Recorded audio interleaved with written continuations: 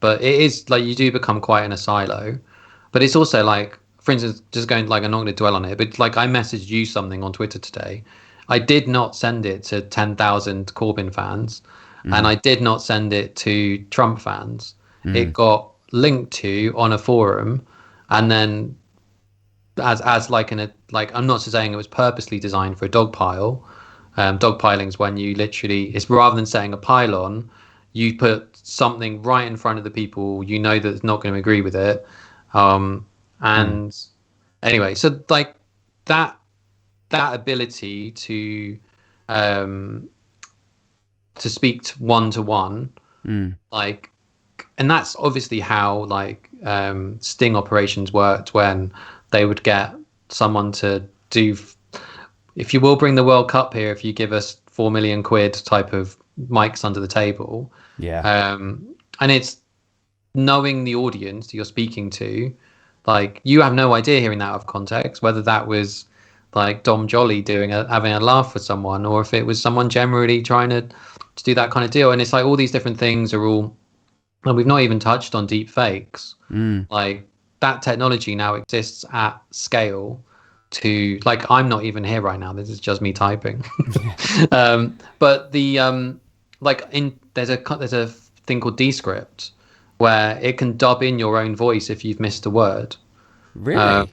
Yeah, it's really clever, and it's for podcasters as well. So well, it is for now. I mean, it's like I wrote a blog a couple of years ago because this idea just sort of like landed in my head. I was like, hang on a second, like, you know, we're all getting, at this time, people getting quite excited about deep fakes, and I think the worst that we had seen or heard of was like a few dodgy like porn vids had surfaced of celebrities' faces sort of, you know, reskinned onto the porn actors. There was the drunk Nancy Pelosi one as well, wasn't there?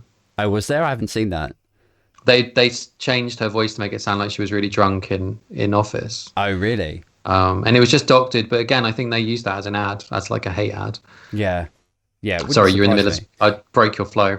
Yeah, no, I was just going to say, so I had this idea in my head. I was like, so hang on a second, like if deepfake technology continues to progress at the same rate that it had done up until that point, I was like, in the next like 2 to 5 years, probably not even that at this point, this is 2 years ago, I was like, we are probably going to see our first political scandal rooted in a deep fake video where, like, I think I was sort of projecting forward. I was like, Biden's in the White House by this point, and somebody will release a deep fake of him doing something awful, like something upsetting to America, like burning an American flag at an event, or I suppose something, I don't want to say on brand for him, but something believable for him, maybe. Like, a lot of people say that he's, like, in those photos, he's getting a bit too close to the little girl, or something. Like, what if they exaggerated that in a different video?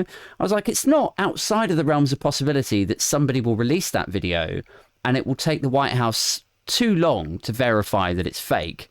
And I was joking in the blog, going like, you know, Biden's not even all there. So he's not going to remember if he was at a party burning flags or not. But now we're kind of knocking on that door, aren't we? I mean, there's a musician called Holly Herndon who makes this like amazing electronica music, and she has created an open source essentially version of her voice. So they just released 70 tracks, all featuring her, none of which she had anything else to do with other than opening up the software for people to use it. Right. And her voice is owned by essentially a foundation. So the foundation gets a cut for every track sold. She gets a cut and the artist gets a cut. And she's about to do a TED talk she's about to bring out another version of it. Right. With her like real singing voice, not her like digital avatar voice that she's got. And it's like, this technology is there. Yeah. And I mean, all those, like, anyway, we're a bit off topic, I think. But it is all within the media space.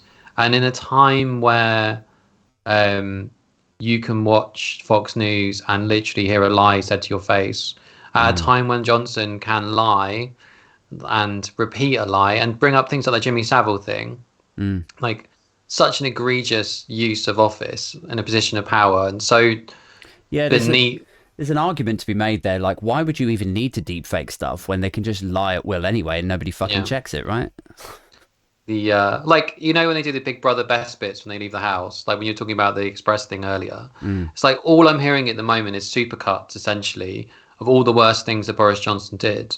And you'd think in accumulation they would sound awful, but they're reaching us. They're not reaching the people in the party that want him still to be the leader. And it's like, and all of this stuff feels manipulative and like it's gaslighting in a way. And but they dig in deeper, and it's like that. Someone repeated that something I heard again earlier. Someone saying, like, we like him because he lies, because really? and it was like that's part of the thing they like, is that he can lie and get away with it.